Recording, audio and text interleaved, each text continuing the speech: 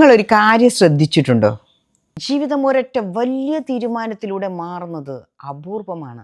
ചിലർ കരുതുന്നത് ജീവിതം മാറണമെങ്കിൽ വലിയ വലിയ പ്രചോദനങ്ങൾ ആവശ്യമാണ്. വലിയ വലിയ പുസ്തകങ്ങൾ വായിക്കണം, വലിയ വലിയ ലക്ഷ്യങ്ങൾ എഴുതണം. പക്ഷേ മനസ്സ് അങ്ങനെയൊന്നും ശരിക്കും പ്രവർത്തിക്കില്ല.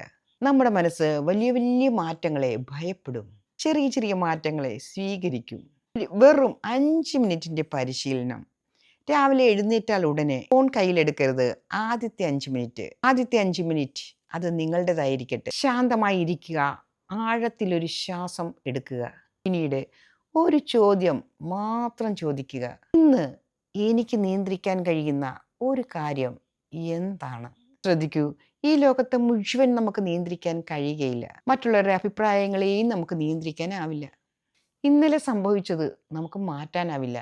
നാളെ എന്ത് സംഭവിക്കുമെന്നും ഉറപ്പിച്ചു പറയാനുമാവില്ല. പക്ഷേ ഇന്ന് ഞാൻ എന്ത് സംസാരിക്കും, എങ്ങനെ ഞാൻ പ്രതികരിക്കും, അത് എൻ്റെ കൈകളിലാണ്.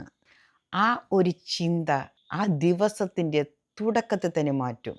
ജീവിതം രാവിലെ തുടങ്ങുന്നത് വാർത്തകളോടെയാണ്, മറ്റു ചിലർ പ്രശ്നങ്ങളോടെയാണ്. എന്നിട്ട് ആ ദിവസം മുഴുവൻ ജീവിക്കുന്നതും അതിലൂടെയാണ്. രാവിലെ ആദ്യം വിതയ്ക്കുന്നത് വിത്താണ്.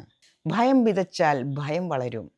പ്രതീക്ഷ വിതച്ചാൽ പ്രതീക്ഷ വളരും. ശാന്തി വിതച്ചാൽ മനഃശാന്തമാകും. ഓർക്കുക, നമ്മളുടെ ജീവിതം ഒരിക്കലും ഒരു ദിവസം കൊണ്ട് മാറില്ല.